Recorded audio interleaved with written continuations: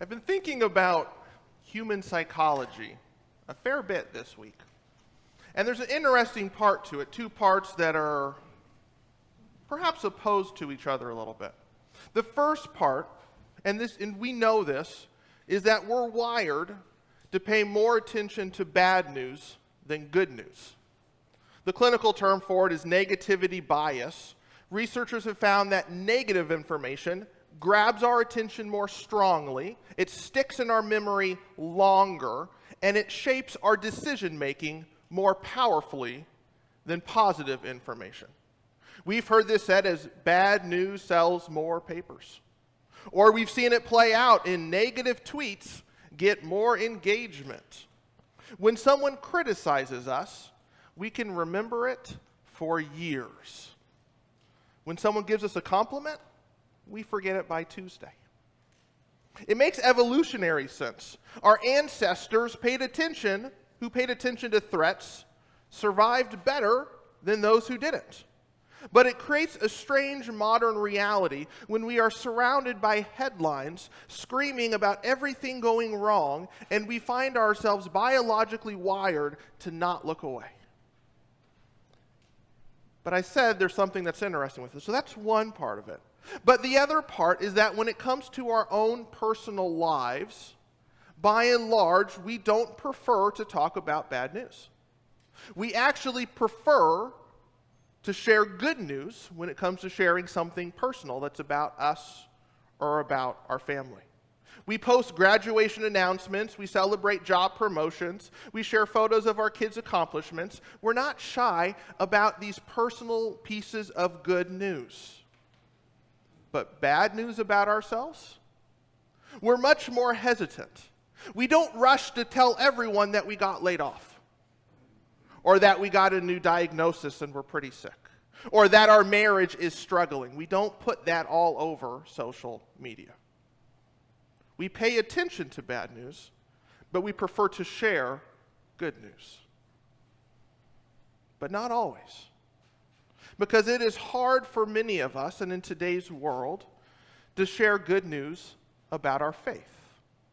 The word evangelism, that we don't like to use a whole lot, literally means sharing good news.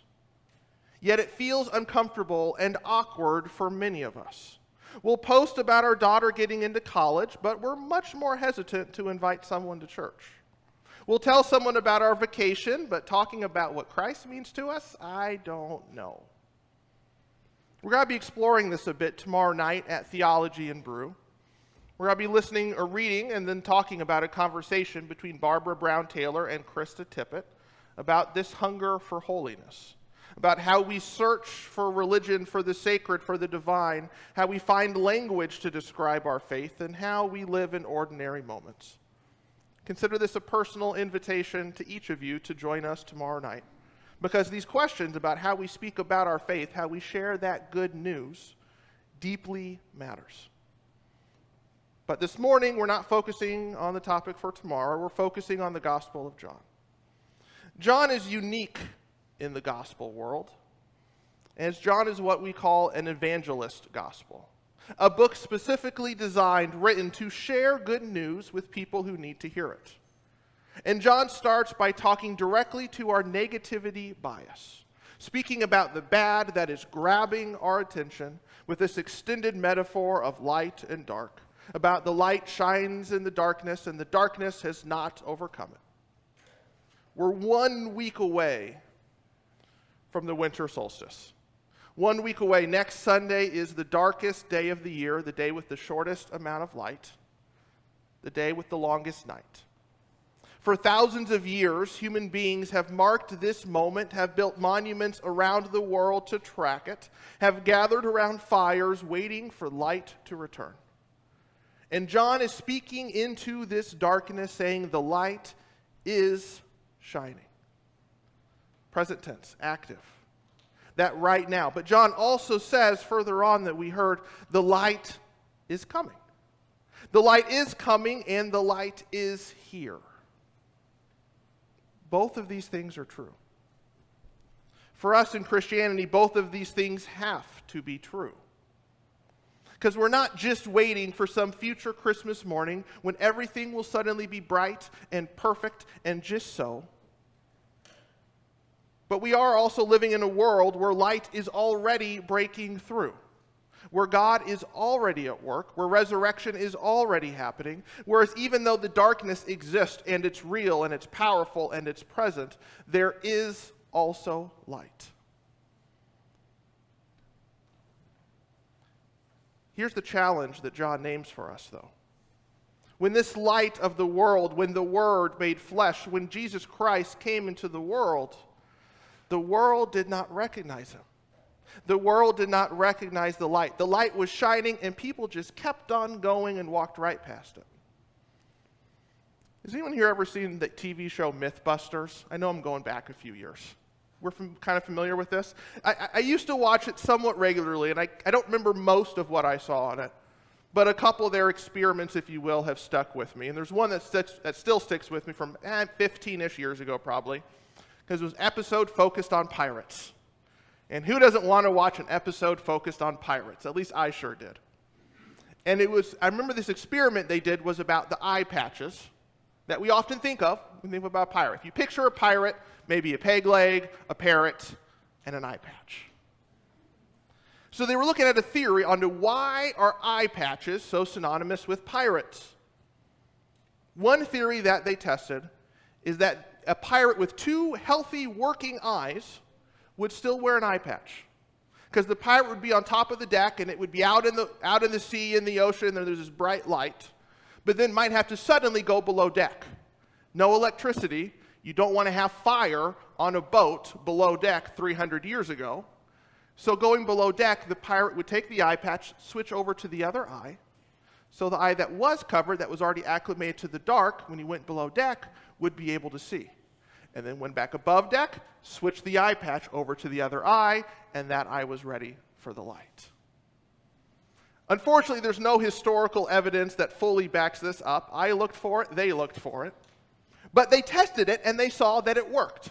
And they listed as it was plausible that this could be why some pirates wore eye patches. But in this passage, talking about light and dark, we don't do eye patches. Not even metaphorical ones. I'm not asking you to actually wear an eye patch. I'm not talking about literal darkness here, but more the metaphorical darkness. What are the ways that we are adjusting? Are we keeping one eye looking for darkness and one eye looking for light? Or have we thrown away the eye patch, gone below deck, and just accepted that we're living in a world of darkness? Because our eyes get used to it. We learn to navigate by shadows. We accept that this is just the way things are. The polarization, the anxiety, the cruelty, the isolation, it's just the way the world is. We stop expecting anything to change. We stop looking for light. We throw away our eye patch. But then what happens when light actually shows up? Because it does. Light is always showing up. But when it shows up, if we're so focused on the dark, if an eye's not attuned to it, we miss it. Or worse, if it hits us like on the road with Saul, perhaps the light comes so bright we can't miss it, but our eyes aren't acclimated to it. So what happens? We are blinded by the light. We can't see anything. We're overwhelmed, disoriented, blinded by the very thing that's meant to help us see. And the light then becomes something to avoid because we aren't ready for it. This is what John is warning us about. That in a world adjusted to darkness, somebody has to keep saying, no. Don't stop looking. In fact, look now. The light is shining right now. Light is breaking through. Light is here. Light is also coming. Don't give up on it. Somebody has to help people prepare to adjust their eyes, to prepare for the light, and to learn to see it without being blinded or overwhelmed by it. This is what it means to share good news. It's not to have the perfect theology to win arguments, but it's about refusing to accept that darkness is final. To be someone who keeps watching for light even when, and especially when, it feels more futile. It means to help others see what they're missing right in front of them. just like John the Baptist, we're called to witness it, to point it out, not to be the light ourselves, because that is what Jesus is for. But what we are called to be a part of is to be a part of God's family, to be a part of a community, to help point others towards the light of Christ. But it all starts with God claiming us as God's own. John Calvin wrote about this with this passage, saying it's not a mere liberty of choice we're offered, but that those who believe are already born of God. What Calvin's saying there is that this is grace in action. This is a gift given to us. It's not about working up faith on our own. It's not saying you go be the light for the world. It's saying that God wants to open all of our eyes, that God wants to adjust our vision, to give us the capacity to see and to name what is good around us and in our world. It's about pointing to what we see. Because the thing is, light doesn't always show up the way we expect. So to some degree, we have to expect the unexpected. And that is almost an impossible statement in itself. But it does mean we remain open to seeing things that are new or surprising. And we remind ourselves of that. Because we see that the Word became flesh. God showed up as a baby born to an unwed teenage mother, traveling in an occupied country, laid in a barn because there was no room anywhere else. And what happened? People missed it. It wasn't the way it was expected, so they didn't see it. Angels had to come and say, "You're missing it. Go look. Go look at the light that is coming into the world." Because the people were looking for power, for armies, for political revolution. They couldn't see light in something so small, so vulnerable, like a newborn baby. So when we talk about watching for light, we have to be willing to find it in surprising, unexpected places. To see it in small acts of courage, in people choosing reconciliation when revenge would be easier, in strangers becoming family and a community. One of my favorite stories, I look forward to seeing an article or headline or picture every year around Thanksgiving, and I got to see it again this year. The story, and you probably are familiar with this, many of you I'm sure are. It starts back in 2016. A grandmother in Arizona named Wanda Dench went to text her grandson to invite him to Thanksgiving dinner, but she got a number wrong. And the text instead went to a 17-year-old high school student named Jamal Hinton. When they realized the mistake, Jamal texted back saying, "Can I still get a plate though?" And Wanda replied, "Of course you can. That's what grandmas do. We feed everyone." So what did Jamal do? He showed up to Thanksgiving.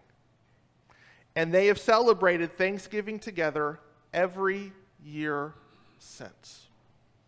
Through the loss of Wanda's husband during COVID, through Wanda's breast cancer diagnosis and treatment, through life changes and moves and everything that could have ended the relationship and this new tradition, they kept meeting on Thanksgiving, and they did again this year. They went from strangers to family because one grandmother, after a wrong number, said, "You're welcome here anyway." That's light breaking through. That is light shining.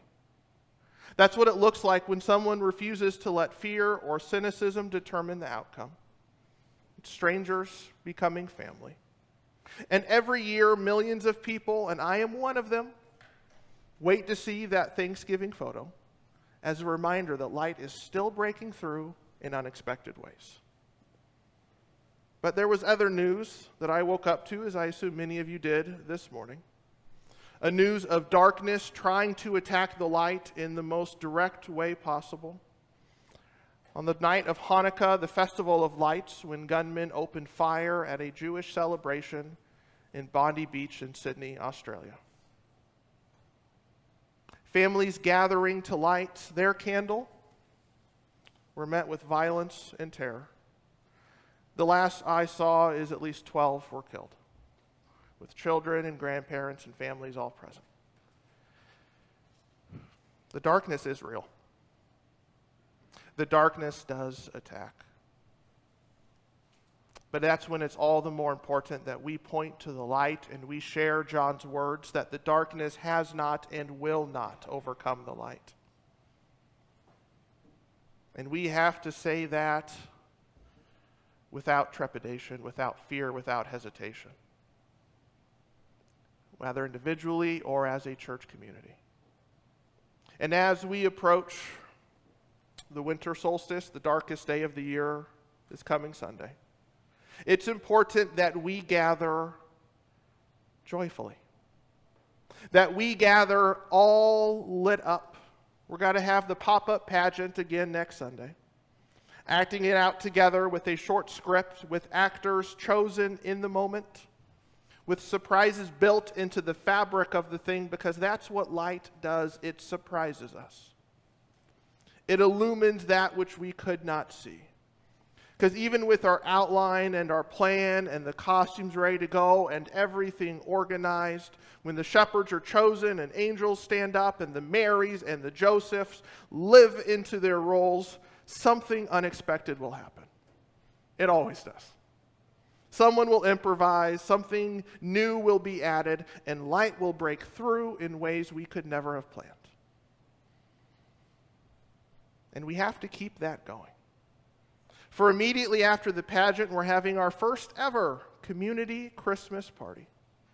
Right there on the darkest day of the year, we're saying to our whole neighborhood, the area around us, come on in. There is light here. There's warmth here. There is joy here. You're welcome here. That in itself is sharing good news, bearing witness, refusing to let the darkness have the last word. And we'll continue it on Christmas Eve with both services having candles and candlelight. That special moment near the end of the service where the flame goes from the Christ Center candle to every person in the sanctuary, and we see that light spread. During the 4 p.m. service, it gets dark during worship, and we'll be able to see through the windows. But by 11 p.m., it will have been dark for hours. That deep, cold winter darkness. And when we are surrounded by it, we will gather and fill this room with candles and share the light with one another until the whole sanctuary is glowing, but not on fire. We don't want to burn the church down. Because the thing about light is what light does is it spreads.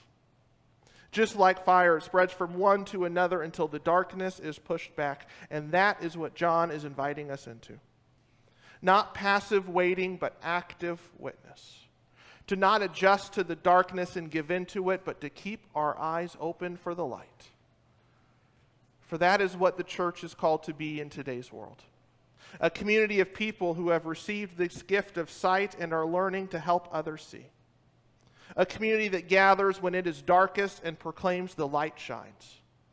A community that says we will not accept the darkness as final. We'll keep watching, we'll keep gathering, we'll keep bearing witness and sharing the light wherever we find it.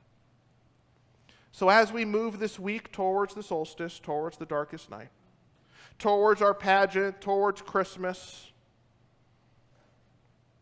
here's a challenge. I'm going to go back to the eye patch and the pirates. Be mindful of what you're adjusting to. Be mindful of, are you looking for the negativity or are you looking for the positive? Are you giving in to the darkness or are you looking for the light? Keep looking for light. Keep expecting that God is breaking into this world in surprising ways.